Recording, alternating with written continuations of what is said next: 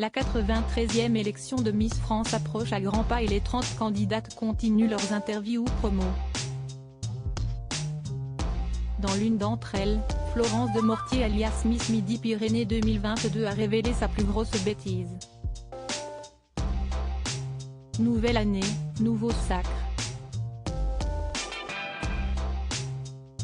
Le 17 décembre 2022, la 93e élection des Miss France aura lieu en direct du M.A.ch36 de Châteauroux et de TF1.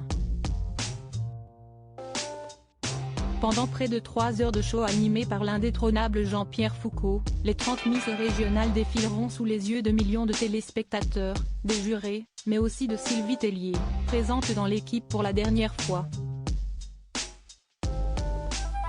Et parmi les prétendantes à la couronne, on retrouvera Miss Nord-Pas-de-Calais 2022, Agathe Coé, que les internautes comparent à deux anciennes Miss ou encore la redoutable Shaina Robin, Miss Guyane 2022. Et pour cause, cette dernière a un rêve bien loin des clichés habituels. Je poursuis des études en maths P, CPGI, pour préparer les concours aux grandes écoles de l'aviation civile et de l'armée de l'air en vue de devenir pilote de ligne ou pilote de chasse. Actuellement je suis élève pilote. Confiait la jeune femme de 21 ans originaire de Kourou auprès de nos confrères de Paris Match.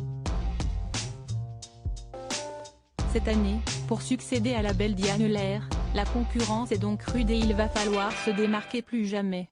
Avec Alexia Laroche-Joubert à la présidence de la société Miss France depuis octobre 2021, les règles ont évolué.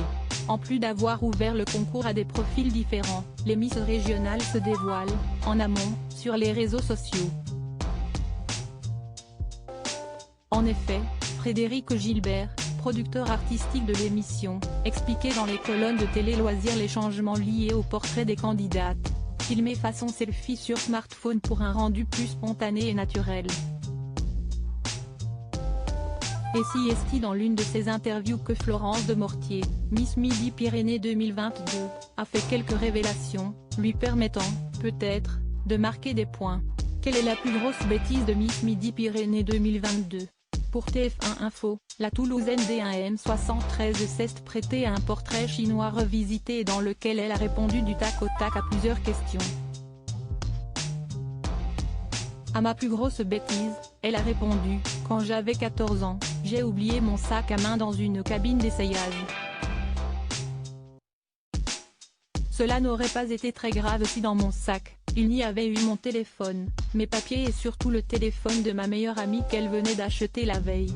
Je m'en suis rendu compte tout juste 10 minutes plus tard, mais le sac avait déjà disparu. Je m'en suis terriblement voulu, surtout pour elle. Mais promis, aujourd'hui je fais attention à toutes mes affaires et celles de mes amis ES.